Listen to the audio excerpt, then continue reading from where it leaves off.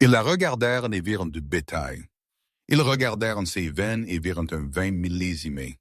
Elle était Katharina Winslow, une étudiante en médecine fauchée un jour et le lot numéro 748 le lendemain. Debout sur cette scène froide au domaine Blackwood, dépouillée de sa dignité, elle regarda les milliardaires du monde souterrain rire. L'enchère s'est bloquée à 10 000 $. Elle était sans valeur pour eux jusqu'à ce qu'ils se lèvent. Dominic Sterling, l'homme qui possède la moitié de Londres et la nuit elle-même, il ne l'a pas seulement achetée, il a déclaré la guerre pour elle. Et quand il a chuchoté « Tu vaux plus qu'ils ne le savent », elle réalisa la terrifiante vérité. Il ne parlait pas de son sang. Il parlait de sa couronne. La pluie à Londres ne nettoie pas les choses. Elle rend juste la crasse plus glissante. Katharina Winslow se tenait à l'extérieur de l'entrée de service du Dorchester, serrant son téléphone si fort que l'écran menaçait de se fissurer. L'email était toujours ouvert, brillant dans la faible lumière de l'allée. Objet, avis final concernant les prêts étudiants, les frais médicaux, montant dû 150 000, paiement immédiat requis. Le traitement expérimental de sa mère à l'hôpital St. Thomas n'avait pas seulement échoué, il l'avait enterrée. Elle avait 23 ans, la meilleure de sa classe à l'Imperial College, et elle était sur le point d'être sans abri. Pour les créanciers l'appelant 6 fois par jour, Katharina n'était pas une personne. Elle était juste une dette. Nuit difficile, Kat. Elle sursauta. C'était Tobias, le gérant de nuit de l'hôtel où elle faisait des doubles services de serveuse. Il était appuyé contre la maçonnerie, fumant une cigarette qui sentait légèrement le clou de girofle et le cuivre. Juste l'habituel, marmonna Katharina, fourrant son téléphone dans la poche de son manteau. Ils menacent de saisir mes salaires. S'ils font ça, je ne peux pas payer le loyer. Tobias fit tomber la cendre. C'était un homme étrange, trop beau pour un gérant de nuit, avec des yeux qui semblaient capter la lumière même dans l'ombre. Il avait toujours été gentil avec elle d'une manière détachée et observatrice. « Il y a un moyen de s'en sortir, » dit Tobias doucement. « Je connais une entreprise privée, Sterling & C. Ils offrent des subventions pour des candidats exceptionnels. » « Je suis serveuse, Tobias, pas une candidate pour une subvention de fonds spéculatifs. Tu es une donneuse universelle, n'est-ce pas? » Au négatif. Katharina se figea. Elle ne lui avait jamais dit ça. « Comment connais-tu mon groupe sanguin? » Il sourit et cela n'atteignit pas tout à fait ses yeux. « Tu t'es coupé le doigt sur un verre de vin la semaine dernière. L'odeur, elle est distinctive. Écoute, Katharina, il y a un événement ce soir, un gala. Ils ont besoin de personnel, mais ils sélectionnent aussi les bénéficiaires potentiels. Cela paye 5 000 pour une nuit de travail. Argent liquide, 5 000. Cela garderait les loups de la porte pendant 2 mois. Cela paierait à l'infirmière de soins palliatifs de sa mère quelques semaines de plus. « Où est-ce? » demanda-t-elle, son désespoir faisant taire les sonnettes d'alarme retentissant dans sa tête. « L'ancien domaine Rothschild dans le Buckinghamshire, c'est privé, très privé. Porte la robe rouge que tu as portée à la fête de Noël. » Et Katharina? Il s'approcha, sa voix baissant d'une octave. Ne regarde pas les invités dans les yeux. Elle prit l'adresse qu'il avait griffonnée sur une serviette. Elle ne le savait pas alors, mais elle ne s'inscrivait pas pour un service. Elle signait un arrêt de mort pour la vie qu'elle connaissait. Le trajet vers le domaine prit 2 heures. Le chauffeur Uber, un homme bavard nommé Gregor, devint silencieux alors qu'il passait les grilles en fer. Le domaine n'était plus seulement une maison, c'était une forteresse de pierre et de lierre, se dressant contre le clair de lune comme une dinde déchiquetée. Katharina fut introduite par une porte latérale, non pas par le personnel de l'hôtel, mais par des hommes en équipement tactique avec l'insigne de la sécurité Blackwood. Ils ne vérifièrent pas son sac, ils vérifièrent son pouls. « Fréquence cardiaque 110, » marmonna le garde dans un casque. « Elle est nerveuse. »« Bien. La pureté est élevée. »« Excusez-moi, » demanda-t-elle, serrant son manteau. « Je suis ici pour le travail de traiteur. » Le garde la regarda avec pitié. « Au bout du couloir, 3e porte à gauche. Ne parle pas à moins qu'on ne te parle. » Elle descendit le couloir, le tapis moelleux étouffant le son de ses talons bon marché. L'air sentait cher, la vanille, le vieux cuir et quelque chose de métallique. Fer. Elle ouvrit la troisième porte et s'arrêta net. Ce n'était pas une cuisine, c'était un dressing, et elle n'était pas seule. Une douzaine d'autres filles étaient là. Certaines pleuraient, d'autres regardaient fixement le mur. Elles portaient toutes des nuisettes en soie blanche. Ah, le haut négatif. Une voix claqua du coin. Une femme aux pommettes et avec un presse-papier s'approcha. Elle portait un badge qui disait « Maîtresse, vous êtes en retard. Déshabillez-vous. Mettez ceci. » Elle jeta une nuisette blanche à Katharina. « Je crois qu'il y a eu une erreur, » dit Katharina, reculant. « Je suis ici pour servir des boissons. » Velka rit, un son sec et craquant. « Oh, chérie, tu étais de la boisson. » Avant qu'elle ne puisse tourner à la poignée, la porte se verrouilla avec un lourd bruit sourd magnétique. La réalisation la frappa comme un coup physique. Tobias ne l'avait pas envoyé travailler. Il l'avait vendu. Ils droguèrent les filles, pas assez pour les assommer, mais assez pour faire pencher le monde. Les membres de Katharina se sentaient lourds, sa panique supprimée sous une épaisse couverture de calme chimique. Elles furent menées sur une scène. La pièce était une salle de bal caverneuse éclairée par des lustres en cristal qui dégoulinaient de lumière comme des diamants. Mais les fenêtres étaient bouchées avec du velours et la climatisation était réglée au gel. En dessous d'elles, dans l'ombre, étaient assis des acheteurs. Elles ne pouvaient pas voir leurs visages clairement, juste l'éclat des montres.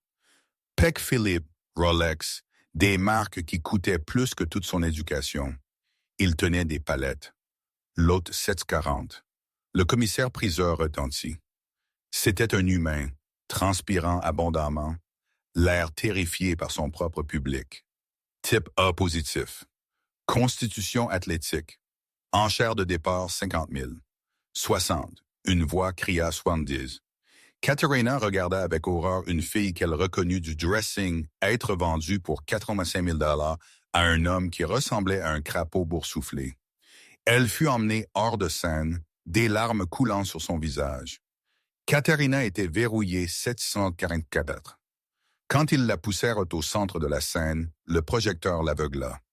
Elle essaya de se couvrir, croisant ses bras sur la soie fine, mais frappa ses mains vers le bas. « Tiens-toi droite, » siffla-t-elle. « Montre-leur la veine. » L'autre 704, énonça le commissaire-priseur. Katharina Winslow, âge 23, étudiante en médecine et un O négatif doré. Un murmure parcourut la foule. Elle plissa les yeux, essayant de trouver un visage, n'importe quel visage qui tenait de la pitié. Cependant, le commissaire-priseur continua, sa voix tremblante. « Nous avons une divulgation. Le sujet a des niveaux élevés de cortisol. Stress, cela aigrit le goût. Nous commençons l'enchère bas. 5 000, une voix cria de l'arrière. Rire. Un rire froid et cruel résonna sur le plafond voûté. 5 000 pour un haut doré. Il doit être pourri. Quelqu'un ricana. 10 000. Une autre voix appela, sonnante ennuyée. C'était un homme au premier rang agitant un verre de liquide rouge. J'ai besoin d'un nouvel animal pour mes chenilles. Son cœur martelait contre ses côtes. 10 000 $. Sa vie, sa lutte, le traitement de sa mère, ses rêves d'être chirurgienne. Tout cela évalué au prix d'une berline d'occasion. 10 000 une fois, dit le commissaire-priseur. Est-ce que j'entends 15? Silence. La pièce la jugeait et la trouvait défaillante. L'humiliation brûlait plus fort que le projecteur. Elle n'était pas juste de la viande. Elle était de la viande bon marché. 10 000 deux fois. Elle ferma ses yeux. Une seule larme s'échappant. « Je suis désolé, maman. 5 millions. » La voix ne cria pas. Elle n'avait pas à le faire. Elle coupa à travers la pièce comme un scalpel à travers la chair. Elle était profonde, résonnante, et portait une autorité qui fit vibrer l'air dans la pièce. Le silence qui suivit fut assourdissant. Même le commissaire-priseur laissa tomber son marteau. « Je vous demande pardon, » balbutia le commissaire-priseur. Une silhouette se leva de la loge la plus sombre du balcon. Il marcha vers la balustrade, la lumière attrapant l'angle aigu de sa mâchoire et des yeux qui brûlaient d'un terrifiant feu bleu glacé. Il portait un costume qui lui allait avec une précision mortelle, taillé par des savants sur Savile Row. 5 millions de dollars, répéta l'homme. L'homme au premier rang qui avait enchéri 10 000 se leva en colère. C'est scandaleux. Qui pensez-vous être pour interrompre l'homme sur le balcon le regarda simplement. Il ne cligna pas. Il ne ricana pas. Il regarda juste. Et l'homme au premier rang s'assit, son visage se vidant de couleur, tremblant. C'est Dominic Sterling. Un murmure parcourut la foule comme une contagion. Le roi de la ville. Dominic Sterling, le nom que Tobias avait mentionné, l'homme qui était censé donner des subventions. Dominic se pencha par-dessus la balustrade, ses yeux se fixant sur ceux de Katharina. Pendant une seconde, les drogues s'estompèrent. La peur s'estompa. Tout ce qu'elle pouvait sentir était le poids de son regard. Il semblait qu'il lisait le code génétique dans son sang. Vendu. Le commissaire-priseur couina à M. Sterling pour 5 millions de dollars. Velka saisit le bras de Katharina pour la traîner hors de scène, mais la voix de Dominic l'arrêta. Ne la touche pas. Il bougea. Ce n'était pas un mouvement humain. Une seconde, il était sur le balcon. La suivante, il était sur la scène, debout entre Katharina et le manipulateur. L'air autour de lui était glacial. Il se tourna vers elle. De près, il était d'une beauté dévastatrice, mais de la manière dont un orage est beau, dangereux et accablant. Il tendit une main, il ne la saisit pas. Il attendit. « Viens, Katharina, » dit-il doucement. « Tu m'as acheté, » chuchota-t-elle, sa voix tremblante. « Tu as payé 5 millions de dollars pour mon sang. » Il pencha la tête, un petit sourire attristé jouant sur ses lèvres. Il se pencha près pour que seule elle puisse entendre. « Je ne t'ai pas acheté pour ton sang, petit docteur. Je t'ai acheté parce qu'ils t'ont évalué à 10 000. » Ses yeux s'assombrirent, tourbillonnant avec une tempête d'émotions qu'elle ne pouvait placer. « Et tu vaux plus qu'ils ne le savent, plus que tu ne le sais. » Il retira sa veste de smoking et la drapa sur ses épaules. Elle sentait l'ozone et le scotch cher. « Maintenant, dit-il, se tournant vers la pièce stupéfaite de monstre. Nous partons, et si quelqu'un nous suit, rappelez-leur que la famille Sterling ne partage pas ses trésors. » Il l'emporta de la scène, et pour la première fois cette nuit-là, elle ne se sentit pas comme une victime. Elle se sentait comme si elle se tenait dans l'œil d'un ouragan, et l'ouragan venait de promettre de la garder en sécurité. Mais alors qu'il la menait vers une élégante Rolls-Royce Phantom noire attendant dehors, elle vit le logo sur la porte. Un blason d'argent, un dragon mangeant un loup. Elle connaissait ce blason. Elle l'avait vu dans des livres d'histoire. Il appartenait à une lignée royale qui était censée s'être éteinte en 1400. « Qui es-tu » demanda-t-elle alors que la portière de la voiture se fermait, coupant la pluie. Dominic la regarda, ses crocs descendant juste une fraction, étincelant dans les lumières de la rue qui passait. « Je suis la raison pour laquelle tu es encore en vie, Katharina. Et ce soir, tu vas découvrir pourquoi ton sang n'est pas juste rare. Il est royal. » La Rolls-Royce Phantom glissa à travers les rues de Londres. Le silence à l'intérieur de la cabine si absolu qu'il semblait sous pression. Dehors, la ville était un flou de pluie et de néons. À l'intérieur, Katharina était piégée avec un prédateur qui portait un costume Tom Ford sur mesure. « Où allons-nous » demanda-t-elle, serrant l'accoudoir en cuir jusqu'à ce que ses jointures deviennent blanches. Dominic ne la regarda pas. Il tapait sur une tablette, la lumière bleue illuminant les plans nets de son visage. « One Hyde Park » dit-il, sa voix un grondement bas qu'elle sentit dans sa poitrine. « Le penthouse. One Hyde Park, l'adresse la plus chère du monde, une forteresse de verre et d'acier où les milliardaires se cachaient de la réalité des rues. Et puis quoi? » Elle pressa, son cerveau d'étudiante en médecine essayant de disséquer la situation. « Tu me bois ça sec, me gardes dans une cave. » Dominic arrêta de taper. Il se tourna vers elle et un instant le prédateur fit surface, ses pupilles dilatées, avalant l'iris. Il tendit la main, ses doigts froids effleurant le point du pouce sur son cou. Elle tressaillit, mais elle ne se retira pas. Elle ne pouvait pas. Si je voulais te tuer, Katerina, j'aurais laissé le commissaire-priseur te vendre au syndicat russe. Il ne garde pas d'animaux de compagnie. Il consomme. Il retira sa main. Je ne vais pas te blesser, mais tu ne pars pas. Pas avant que je ne découvre comment tu existes. La voiture s'engagea dans l'entrée de service souterraine, contournant le hall principal. Des gardes de sécurité avec des oreillettes portant le même insigne Blackwood que les hommes à l'enchère ouvrirent la porte. Ils ne regardèrent pas Dominique. Ils regardèrent le sol. Le trajet en ascenseur jusqu'au penthouse prit une vie. Quand les portes s'ouvrirent, elle ne fut pas accueillie par un donjon, mais par un vaste espace de vie à concept ouvert qui donnait sur l'intégralité de Hyde Park. Les murs étaient garnis d'or, de véritable or. Elle reconnut un bas qui ressemblait étrangement à une étude esquissée par Da Vinci. L'aile des invités est à gauche, dit Dominique, marchant vers un bar humide taillé dans un seul bloc d'obsidienne. Tu trouveras des vêtements dans le placard à ta taille. Je les ai fait envoyer pendant que nous conduisions. Ma taille? Elle ricana, entrant dans la pièce. Comment connais-tu ma taille? Je sais tout de toi, Katerina. Je sais que tu préfères le café de Monmouth les matins tranquilles.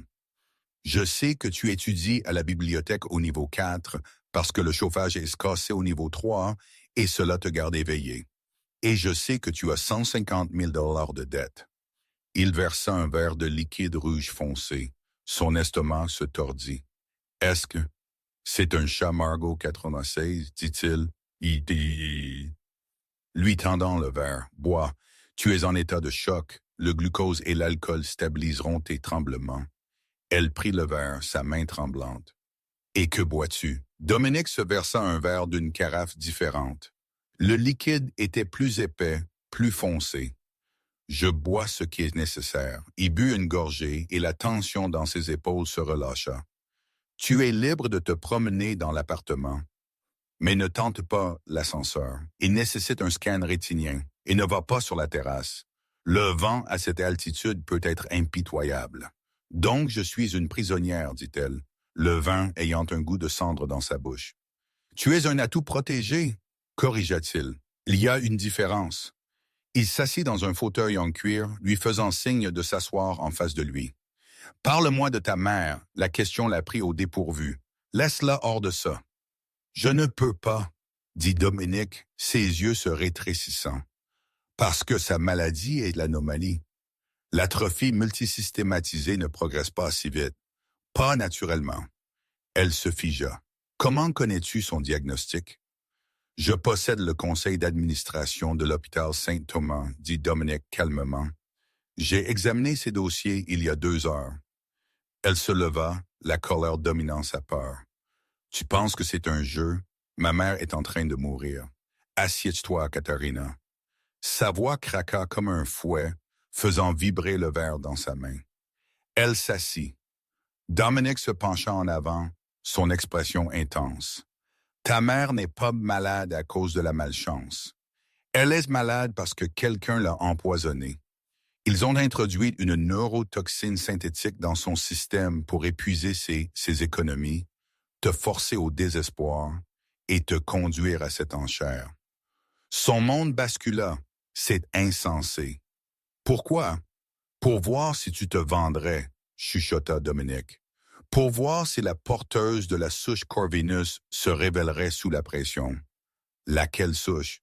Va dormir, Katerina. Nous avons du travail à faire demain.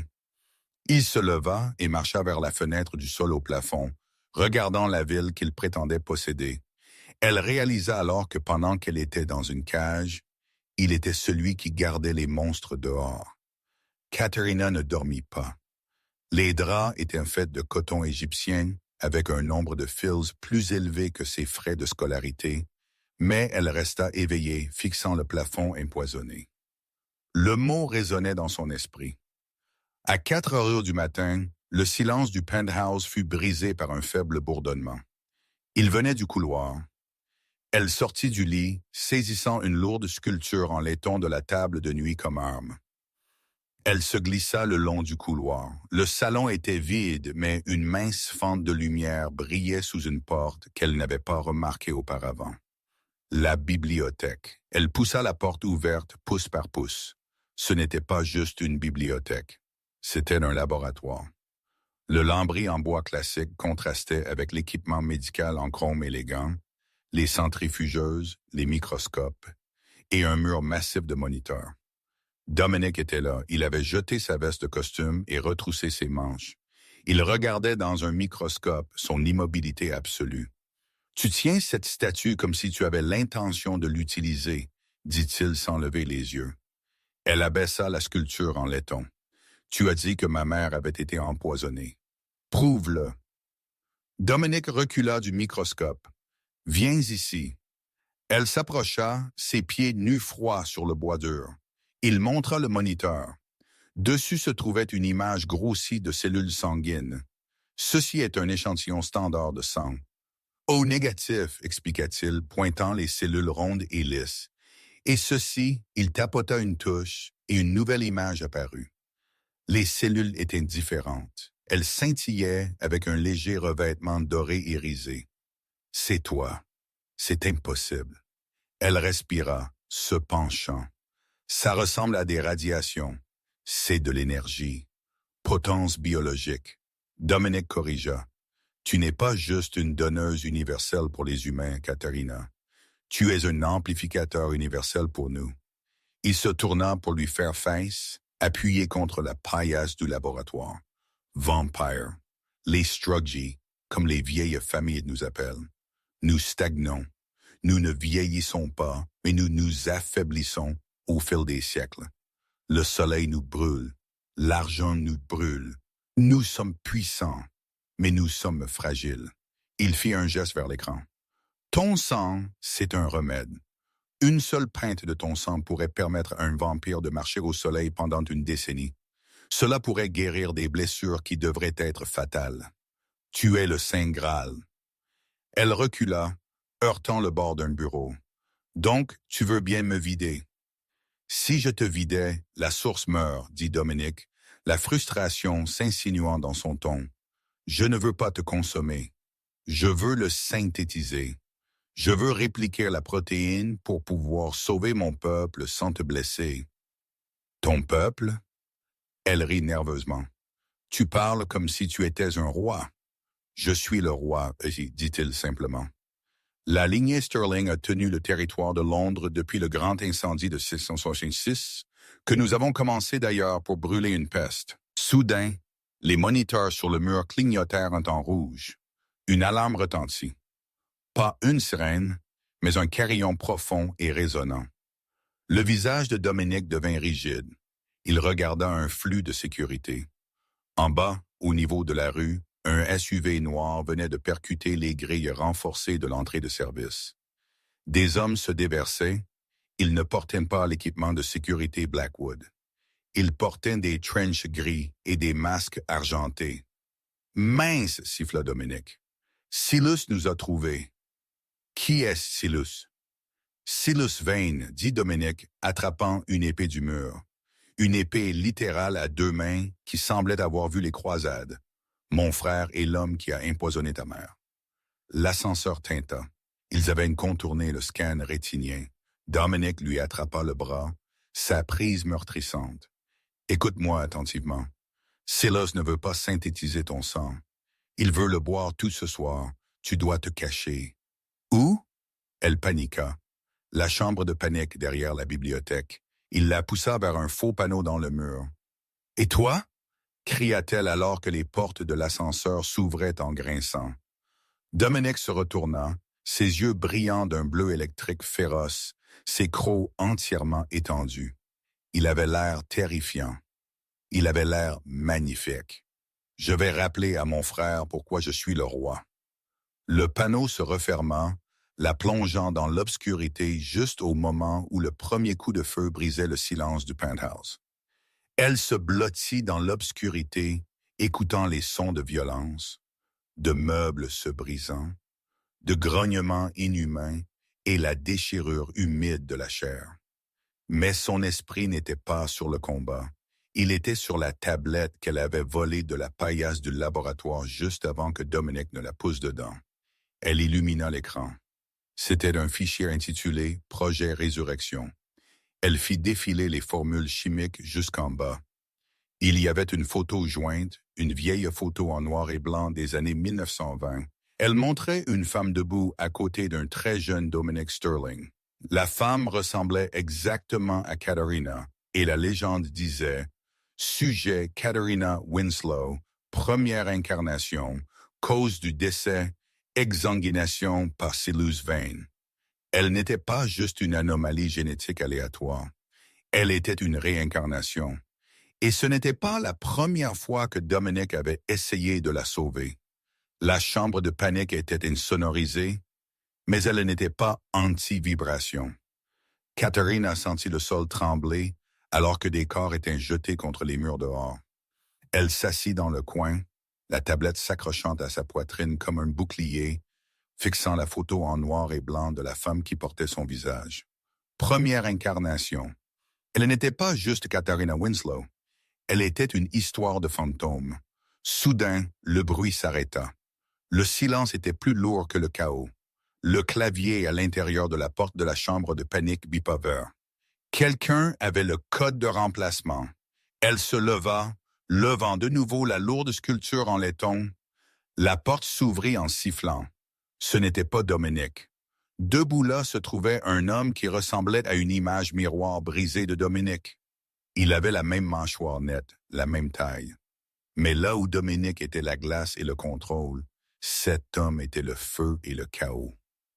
Une cicatrice dentelée courait de son œil gauche jusqu'à sa lèvre, tirant sa bouche dans un ricanement cruel permanent. Silas Vane. « Bonjour, chérie », ronronna Silas, sa voix sonnant comme du gravier frottant sur du verre. « Tu as l'air beaucoup plus fraîche que la dernière fois que je t'ai vue, moins morte. »« Recule », cria-t-elle, balançant la sculpture. Silas attrapa son poignet en plein vol. Il ne le regarda même pas. Il jeta l'objet lourd en laiton de côté comme s'il était fait de papier. « Où est-il » demanda-t-elle, sa voix tremblante. « Mon cher frère. » Silas s'écarta, désignant les ruines du salon. Dominic était à genoux au centre de la pièce.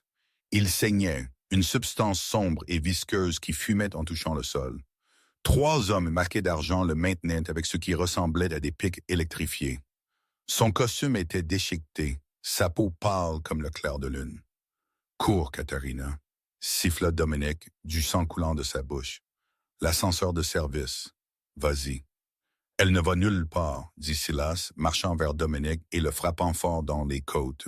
Le son d'os se brisant la fit crier. « Arrête » cria-t-elle, se précipitant en avant. Silas la saisit par la gorge légèrement, taquinement, et la souleva du sol. Elle griffa sa main, ses jambes donnant des coups de pied inutilement. « Regarde-les » chuchota Silas à Dominic.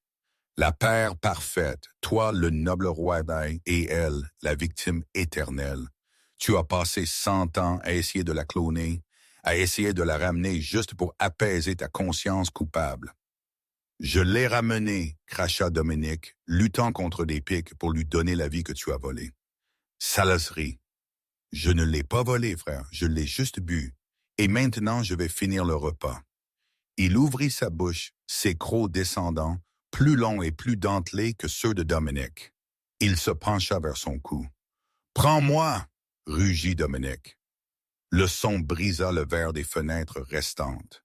Le vent de Hyde Park hurla dans la pièce.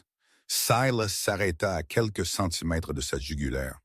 Il regarda son frère. « Qu'as-tu tu dit? Prends-moi, répéta Dominic, sa voix tombant à un calme mortel. « Tu veux le trône? Tu veux le territoire de Londres? C'est à toi. Tu veux la puissance du sang? Prends le mien. Je suis un ancien. Mon sang te soutiendra pendant 1 siècle. » Silas la laissa tomber. Elle toucha le sol, haletant pour l'air. « Tu échangerais ta couronne pour cet humain. » Silas ricana. « Elle n'est pas humaine, dit Dominic, ses yeux se fixant sur les siens avec une intensité qui lui brisa le cœur. Elle est la seule chose qui compte. Céas considéra cela. Il regarda de Dominic à Katharina, calculant. Il savait que la boire lui donnerait du pouvoir, mais consommer un ancien comme Dominic, cela le rendrait un dieu. Bien, Silas sourit. Un échange, le roi pour le porno. Il fit signe à ses hommes. Ils traînèrent Dominic sur ses pieds, enchaînant ses mains avec des menottes en argent qui grésillaient contre sa peau. « Katharina, dit Dominic, sa voix urgente. Écoute-moi, va au Club Obsidian à Soho. Demande le registre. Ne fais confiance à personne d'autre. Non, sanglota-t-elle, essayant de se lever. Dominic, non. Je t'aime, chuchota-t-il. C'était la première fois qu'il le disait, et cela sonnait comme un adieu. Je t'aimais en 1920, et je t'aime maintenant. Silas poussa Dominic vers l'ascenseur, touchant, vraiment, bougé. Alors que les portes de l'ascenseur commençaient à se fermer, Silas la regarda une dernière fois. Cours, petite souris. Je viendrai pour toi quand j'aurai fini de digérer ton petit ami. La porte se ferma. Elle était seule dans le penthouse en ruine, la pluie soufflant, frissonnant non pas du froid, mais de la réalisation que le monstre venait de se sacrifier pour le repas. Katharina ne courut pas au début. Elle se tint dans l'épave du penthouse, paralysée. Dominic Sterling, l'homme qui l'avait acheté pour 5 millions de dollars, le monstre qu'elle était censée craindre, venait de donner sa vie pour sauver la sienne. Elle baissa les yeux vers la tablette qu'elle serrait toujours. Projet Résurrection. Elle n'était pas juste un clone. Elle était un plan d'urgence. Elle fit défiler les fichiers avec des doigts tremblants jusqu'à ce qu'elle trouve un dossier marqué protocole de défense. Elle l'ouvrit. Un fichier vidéo se joua.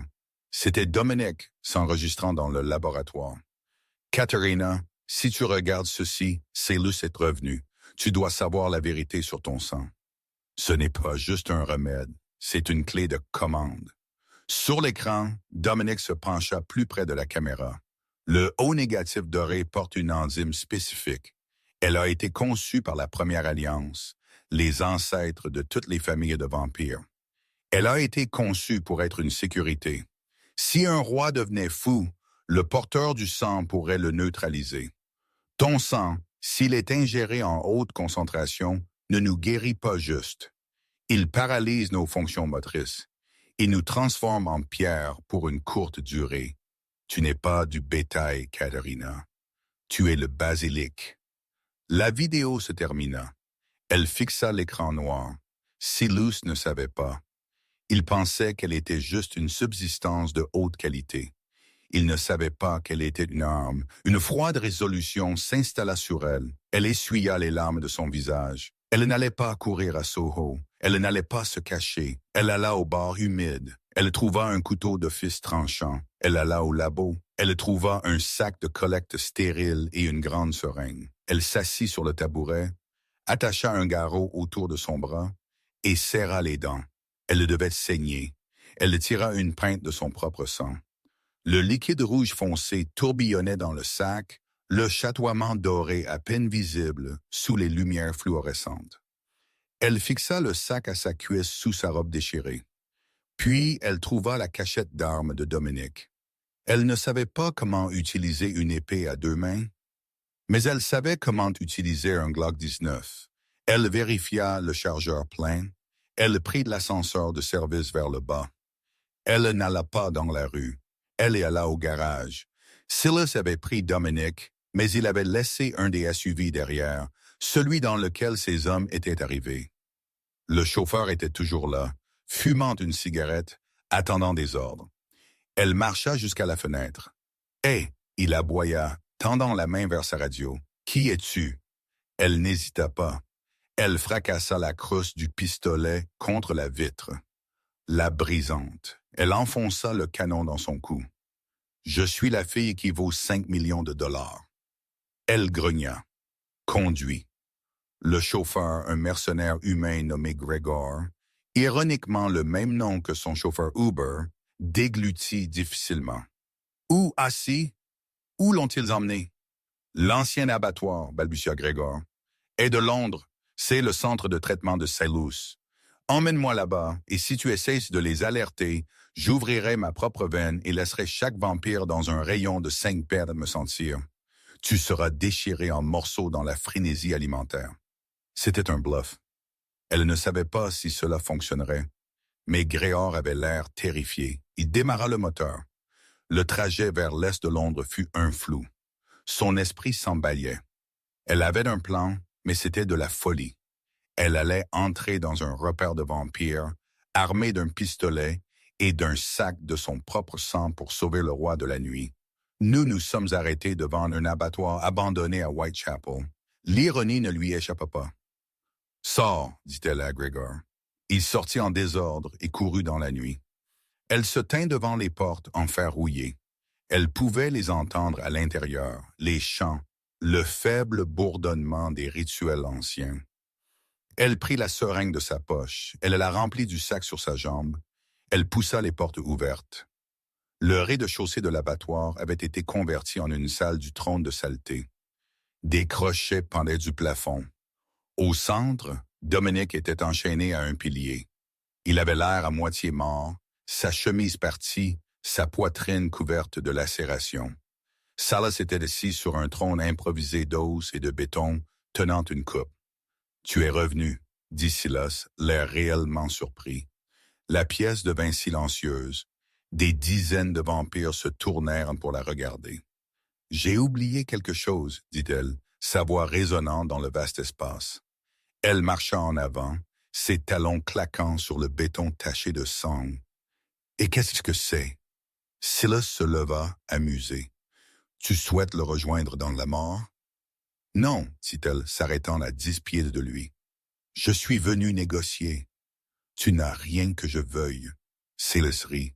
« J'ai le roi, j'ai la ville. Tu n'as pas la source, dit-elle, pointant ses veines. Dominic est vieux, son sang est rassis. Tu veux le pouvoir du soleil, tu veux le odorer. Elle leva la seringue. J'ai tiré ceci frais.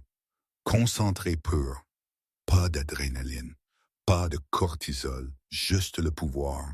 Les yeux de Silas s'écarquillèrent. La faim sur son visage était primale. « Apporte-le-moi », commanda-t-il. « Laisse-le partir », dit-elle, hochant la tête vers Dominic. « Viens plus près et nous verrons. » Elle monta les marches du trône. Les yeux de Dominic s'ouvrirent en battant. Il la vit et secoua faiblement la tête.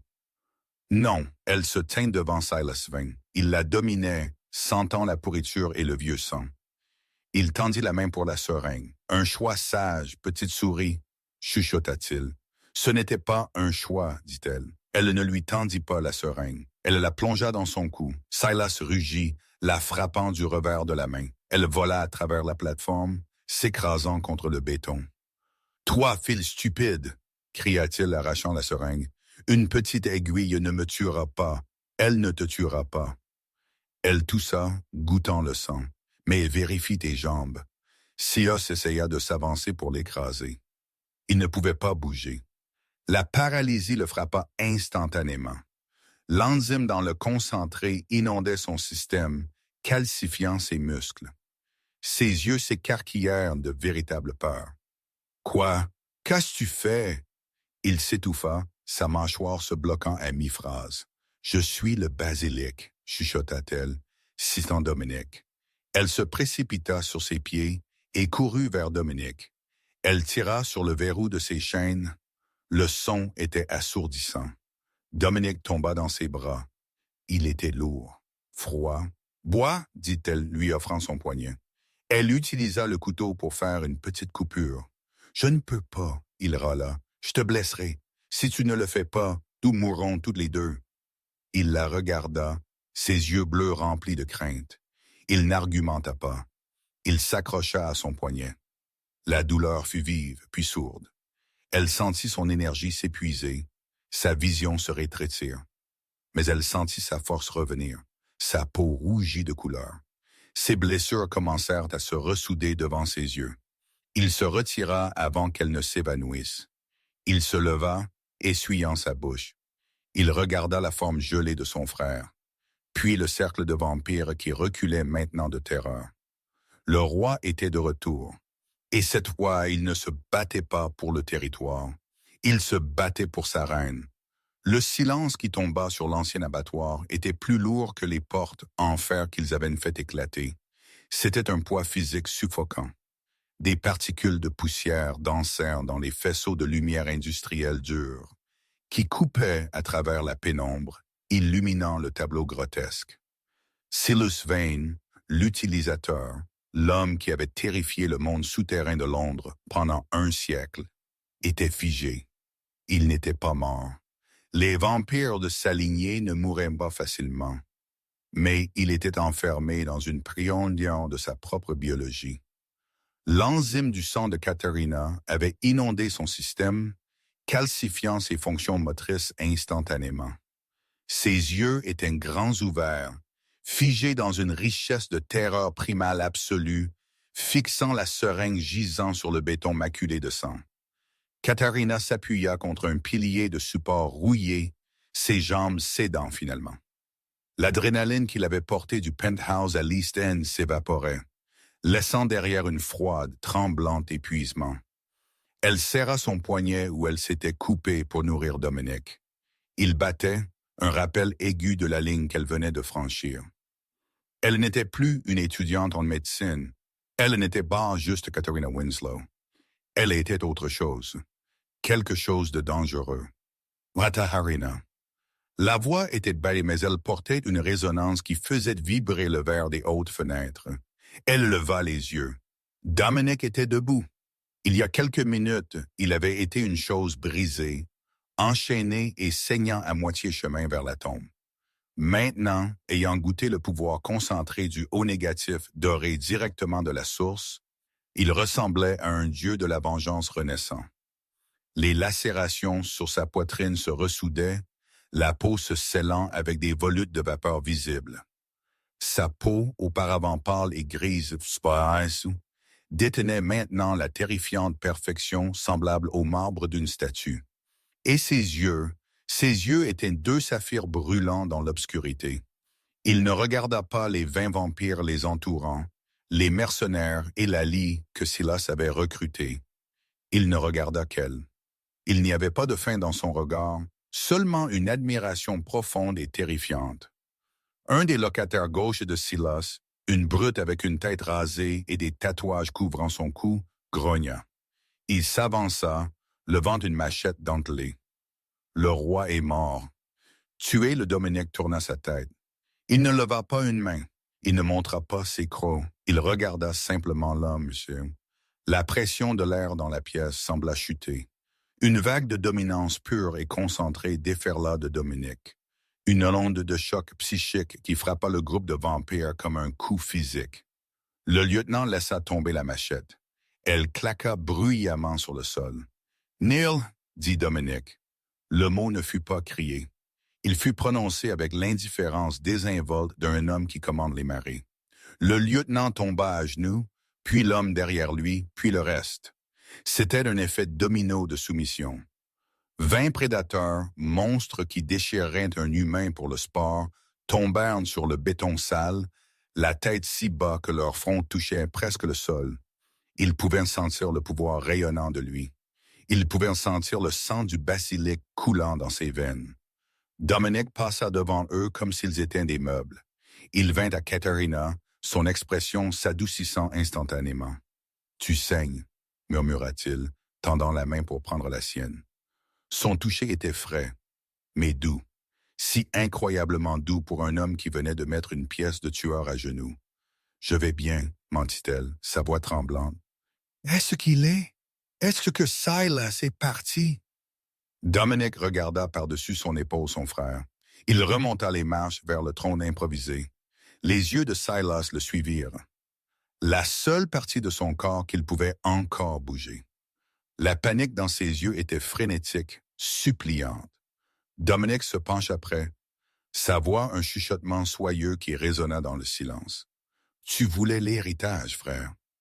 Tu voulais être le fondement de cette famille. » Dominic passa une main sur le bras de pierre gelé du trône. « Nous allons inaugurer la nouvelle tour Sterling et Cumber à Canary Wharf demain matin. La fondation nécessite beaucoup de béton. Je pense que tu feras une magnifique pierre angulaire.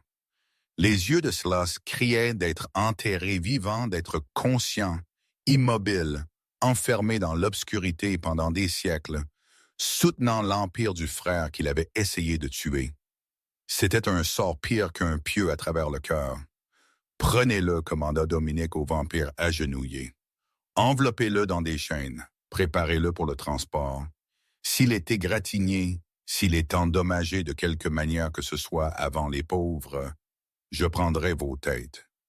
Oui, monseigneur, les vampires chantèrent à l'unisson, leur voix tremblante de peur.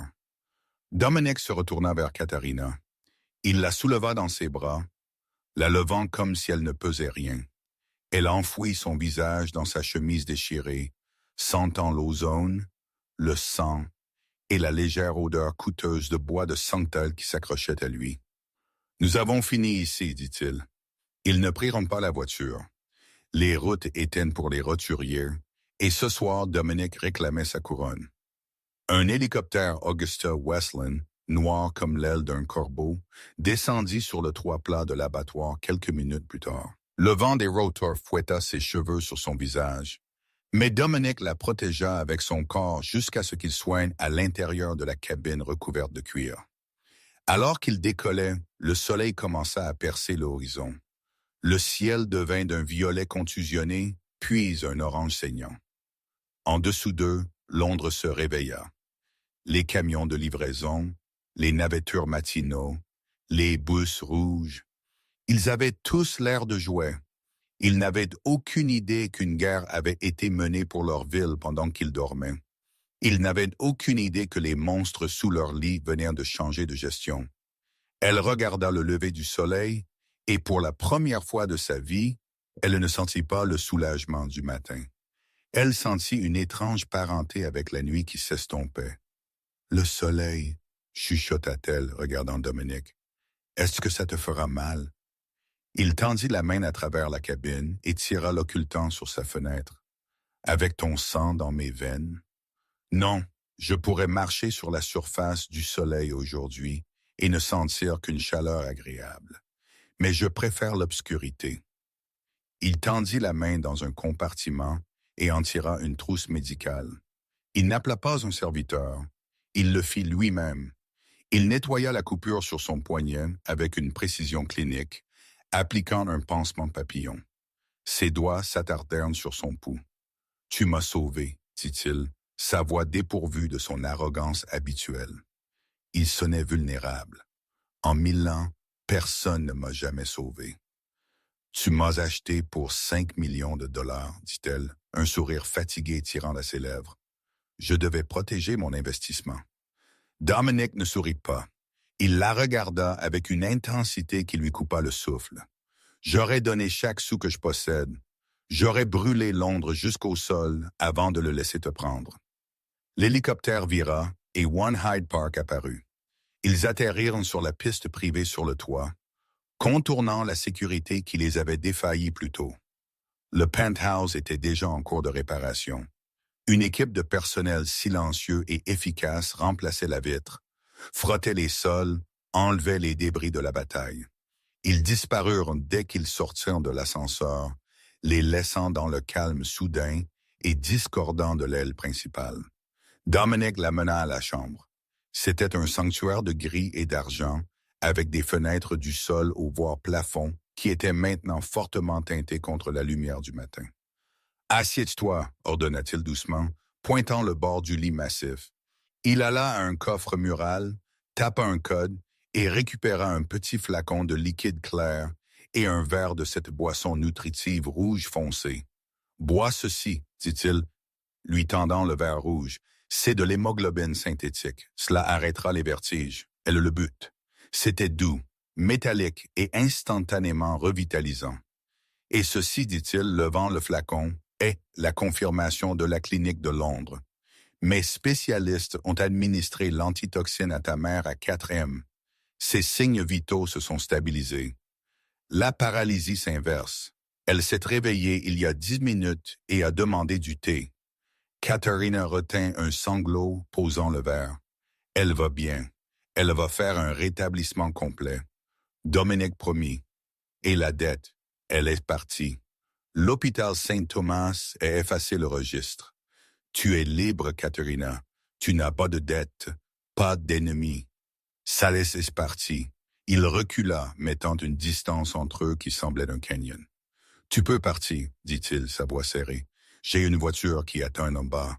Elle peut te conduire à ton appartement. Tu peux retourner à la faculté de médecine. Tu peux devenir chirurgienne. Tu peux avoir la vie que tu étais censé avoir avant que Tobias ne te trouve dans cette allée. Elle le regarda. Il se tenait raidement, ses mains jointes derrière son dos, regardant par la fenêtre teinter le parc. Il lui donnait une sortie. Il était noble. Elle pensa à son appartement, au papier peint qui s'écaillait, au courant d'air froid, à l'anxiété constante des factures impayées. Elle pensa à l'hôpital, aux lumières stériles, à la rotation sans fin des services. Puis elle regarda l'homme debout devant elle, le roi qui avait offert sa propre vie pour sauver un porno. L'homme qui avait vu son sang non pas comme une marchandise, mais comme une couronne. Elle se leva. Ses jambes étaient instables maintenant. « Et si je pars, demanda-t-elle, que t'arrivera-t-il? » Je régnerai seul, dit-il, sa voix baissant comme je l'ai toujours fait. Tu as dit que j'étais le basilic, dit-elle, faisant un pas vers lui. Tu as dit que j'étais la clé de la première alliance. Si je pars, qui surveille le roi? Dominique se retourna. Son expression était torturée. Katharina, cette vie, c'est du sang et des ténèbres et de la politique qui s'étendent sur des siècles. Ce n'est pas sûr. J'ai été vendu à une enchère, Dominique. J'ai été chassé dans ma propre maison. J'ai presque été mangé par ton frère. Je pense que j'en ai fini avec le sûr. Elle réduisit la distance entre eux jusqu'à ce qu'elle puisse sentir la chaleur rayonnant de sa poitrine. Je ne veux plus être chirurgienne. Je veux savoir pourquoi j'ai le visage d'une femme qui est morte en 1920. Je veux savoir pourquoi le blason de ta maison ressemble plus à une maison que mon propre appartement. Dominique laissa échapper un souffle. Il semblait avoir retenu pendant 100 ans. Il tendit la main dans sa poche et en sortit une petite boîte en velours noir. « J'ai gardé ceci, chuchota-t-il, pendant un siècle, attendant le jour où le génome se réaffirmerait. T'attendant. » Il ouvrit la boîte. Ce n'était pas un diamant. C'était un anneau d'argent noirci ancien, lourd et complexe. Le sertissage était le blason Sterling, le dragon consommant le loup. Mais la pierre au centre était unique. C'était une opale de feu, mais elle ne brillait pas en rouge. Elle brillait d'un or iridescent changeant, exactement comme les cellules de son sang sous le microscope. « Ce n'est pas une demande en mariage, » dit Dominique, ses yeux cherchant les siens. « C'est un couronnement. C'est le signat de la matriarche. Si tu mets ceci, tu n'es pas ma petite amie. Tu n'es pas ma maîtresse. Tu es mon égale. Tu partages mon rang, ma fortune et mes cibles. » Il marqua une pause, sa voix tremblant légèrement. « Si tu mets ceci, il n'y a pas de retour à la lumière. » Elle regarda l'anneau. Il était terrifiant. Il était beau. Elle pensa au milliardaire riant d'elle sur la scène. Elle pensa à la façon dont elle s'était sentie avec le pistolet dans sa main. Le pouvoir d'abattre un monstre. Elle n'était plus la fille qui pleurait pour les prêts étudiants. Cette fille est morte sur le bloc des shares. Elle tendit la main et prit de l'anneau. « Je n'ai jamais aimé la lumière de toute façon, » chuchota-t-elle. « Cela me fait mal aux yeux. » Elle glissa l'anneau sur son doigt. Il lui allait comme s'il avait été coulé pour sa main seule. Dominique ferma les yeux, le soulagement se répandant sur ses traits. Il saisit sa main, la tirant vers lui, son autre main s'en mêlant dans ses cheveux. Il l'embrassa, pas doucement cette fois, mais avec une faim féroce et possessive qui promettait de brûler le monde entier si quelqu'un la touchait à nouveau. Quand ils se séparèrent essoufflés, elle posa son front contre sa poitrine. « Une question, » murmura-t-elle, le regardant à travers ses cils. « As-tu vraiment payé 5 millions de dollars pour moi? » Dominique rit, un son bas et riche qui chassa les dernières ombres de la pièce. Il passa son pouce sur l'anneau à son doigt. 5 millions. Il secoua la tête, ses yeux bleus dansant avec un délice dangereux. « Ma chère Dr. Winslow, En te regardant maintenant, j'ai fait l'affaire du siècle. Et cela, mes amis, est l'histoire de Katharina Winslow. Elle a commencé comme le lot numéro 744, une file vendue pour le prix d'une voiture de luxe, et a fini comme la reine du Chevalier de Londres. Elle a prouvé que la vraie valeur n'est pas écrite sur une étiquette de prix. Elle est écrite dans le sang, la volonté et le courage de riposter. Dominic Sterling aurait pu acheter sa liberté, mais Katharina, elle possédait son cœur. Si vous avez ressenti des frissons pendant cette confrontation finale, ou si vous aimez juste une romance où l'héroïne sauve le héros pour changer, veuillez écraser ce bouton j'aime. Cela aide vraiment la chaîne à diffuser ces histoires à plus d'auditeurs. N'oubliez pas de vous abonner et d'activer les notifications pour être le premier à entendre la saga de la semaine prochaine. Et dites-moi dans les commentaires, si vous étiez Katharina, auriez-vous pris l'anneau ou seriez-vous retourné à une vie normale? Jusqu'à la prochaine fois, restez mystérieux.